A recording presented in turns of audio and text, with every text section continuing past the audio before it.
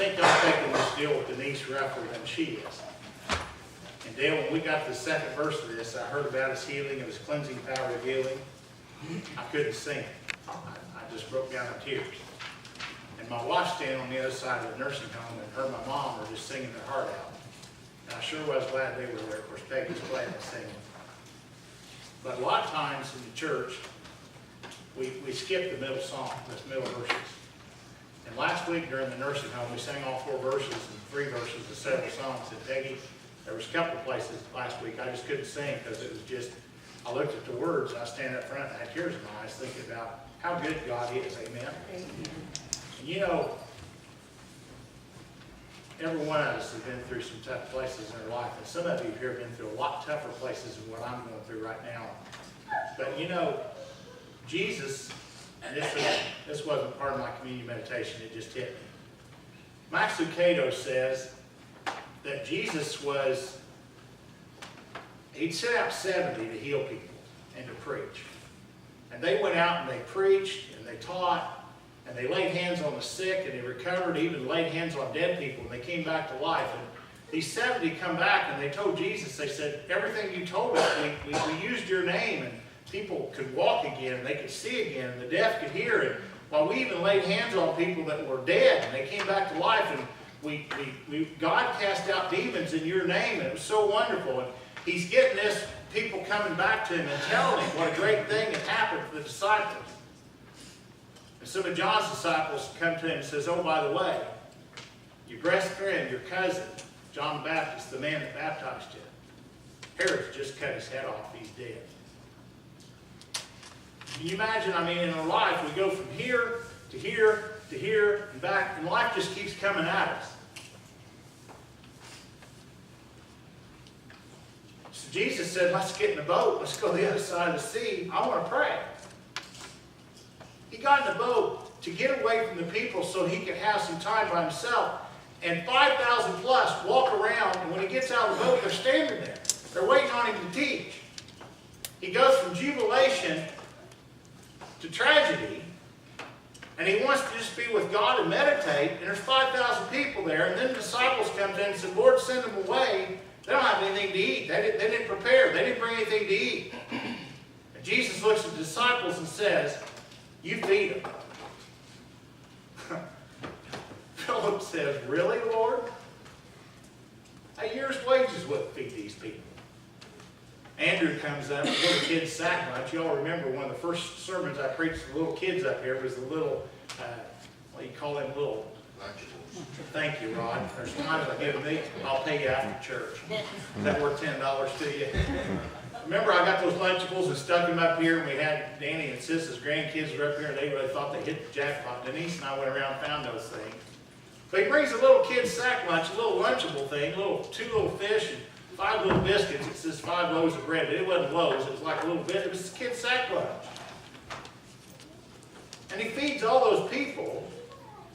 And then he tells the disciples, you take out the baskets, and there's 12 basketfuls. And I think he did that to show that with God's blessing, there's always abundance. Amen? He did that for me this week. And so finally the night comes and the disciples get in the boat. Jesus does go out and pray. And then you know the rest of the story. They go down and they're out in the ocean or out in the Sea of Galilee. And Jesus comes walking to them in the middle of the night. They're scared to death. I tell you that. I don't know what you're going through, but for me, I've already shared this with a couple of people. And don't think I'm bragging on me, because I'm not. I'm bragging on God. But I'm in Oklahoma getting a break. Somebody said, you're going on vacation. I said, yeah, it's a working vacation. I'm going to work the whole time I'm out there. We picked up a sawmill, and Joseph will tell you, we went from church to church to church, and we drove a lot of nights. We had to drive 50 miles to get to a church to preach. I'm just telling you. 5 different churches, 5 different messages, and I got to preach there. It was great, but I worked the whole time I was in Oklahoma. It wasn't a vacation, Dale. We were working. I went out to change a tire, and I called home, and I got the message from my wife that she had cancer. I went back down there and said, guys, I got to leave. I got in the van and I drove hard. Since we've been home in the last 3 weeks, we've conducted 3 weddings, 3 major weddings, 3 funerals, buried a 24-year-old, Maxine's, we had a celebration of her life, and then this week, heart-wrenching, on Friday in the middle of Roundup, We laid a 2-week-old baby to rest. And I'll tell you what, if I hadn't had the support and prayer of you all and other people like you, it would have never happened. We had a lot of new prospect people that showed up and helped the ranch. I told Larry this morning I was thankful that he shared Priscilla and the kids with me. They were such a blessing this week.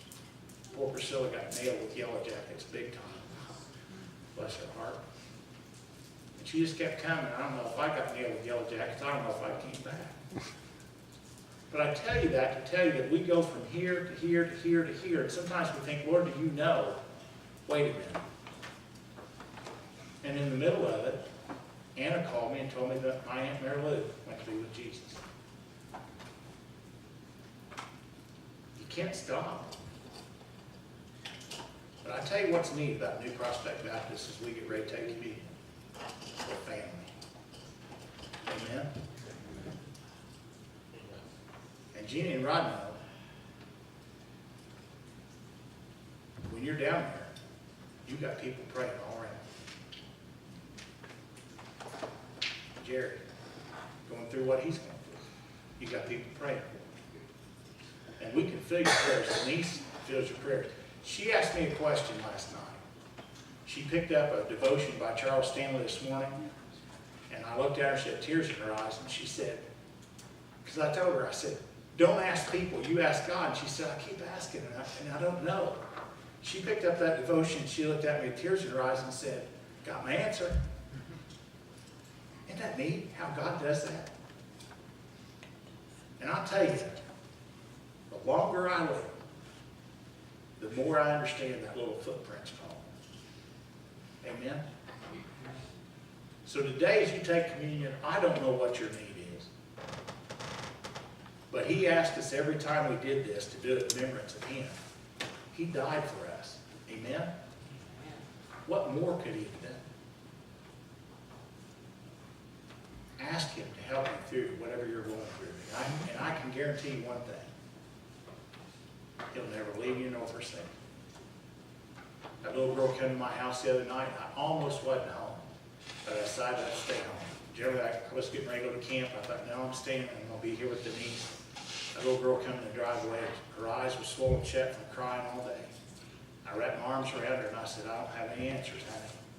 The only thing I can tell you is I can cry with you and pray with you, and I can tell you, God will never leave you nor forsake you. And that's what I can tell you this morning. I can't tell you anything else, but I can tell you that's a promise he gives every one of us. So you think about that as the deacons come forward and we pass out.